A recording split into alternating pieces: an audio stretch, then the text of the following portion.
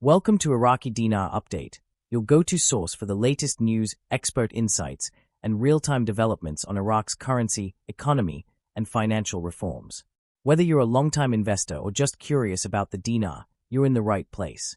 Right now, in the middle of all this noise, chatter, speculation, and the rapid churn of news cycles, there's really only one thing that matters to us. One thing that defines the mood of the people who followed Iraq's economic evolution closely over the years. One focal point that draws all attention and unites countless voices into a single, focused, unwavering call. We are seeking stability. We are seeking security.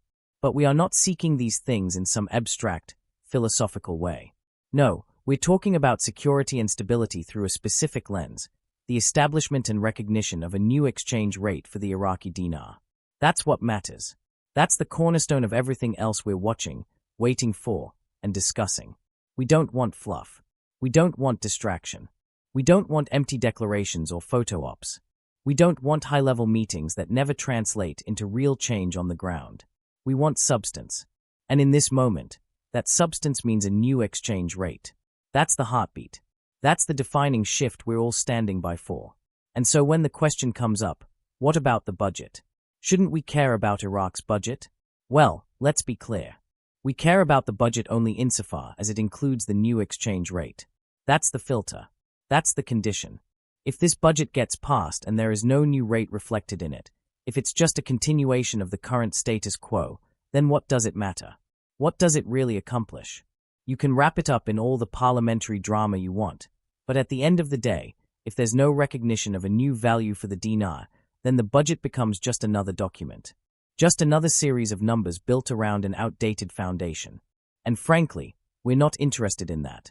Because what we're after isn't some symbolic nod. We're not looking for an illusion of progress. We want the real deal. So no, we don't care about the budget unless the new exchange rate is part of it. That's the whole point.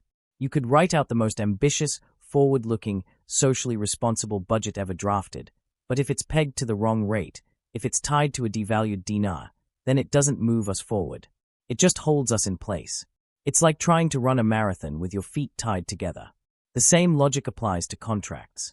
All those memorandums of understanding, trade deals, and project frameworks, those are only as meaningful as the rate backing them. Do we care about contracts? Of course, we do.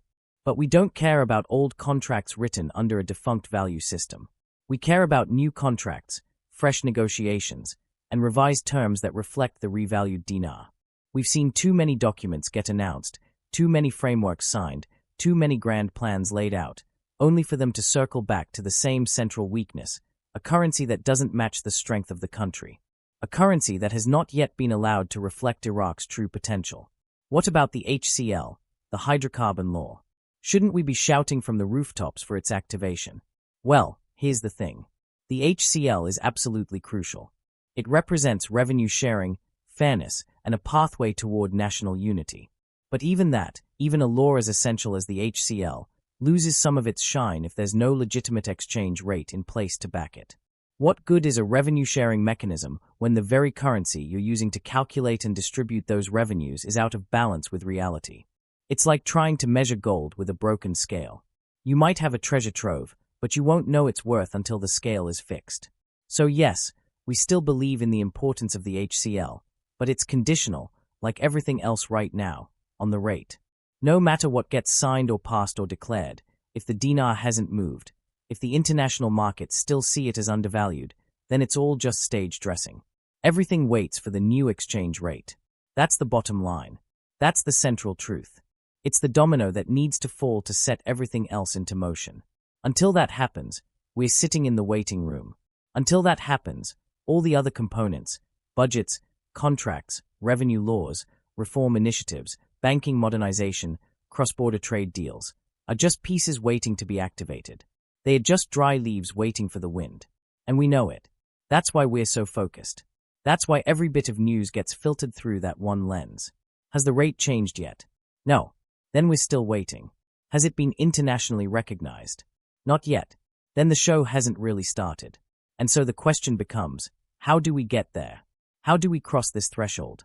What is the lever that finally tips the balance and allows the Central Bank of Iraq to unveil what has clearly been in the works behind the scenes for some time? One word keeps floating to the top of that conversation: Iran. Whether people like it or not, regional geopolitics play a massive role in this. Iran's relationship with Iraq, economically, politically, financially, is a key factor. So we find ourselves asking, deal or no deal? What's the status of the economic ties between Baghdad and Tehran? How is the US viewing those ties? How are sanctions playing into this equation? Is Iraq managing to assert its independence in fiscal policy, or is it still stuck in the shadows of regional pressure and international regulation?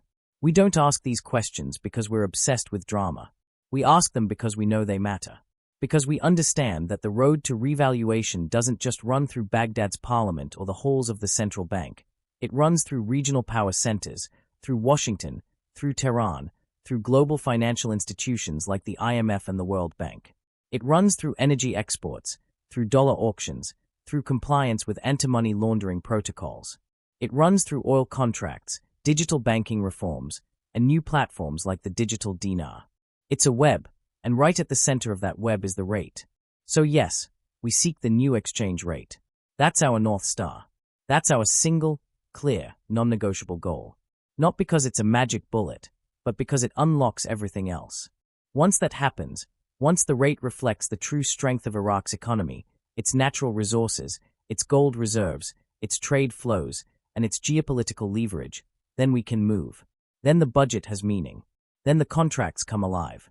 Then the HCL can finally deliver on its promise. Then international investors take a second look. Then Iraq takes its rightful place in the global economy, not as a project of outside influence, but as a sovereign nation charting its own course. Until then, we wait. But not passively. We wait with intention. We wait with clarity. We wait with our eyes wide open, watching every signal, every statement, every shift in the wind. Because when it happens, we'll know. And when it happens, it changes everything. Thanks for tuning in to Iraqi Dinar Update. If you found this content helpful, be sure to like, subscribe, and hit the notification bell so you never miss a beat on Iraq's evolving financial landscape. Stay informed and stay ready.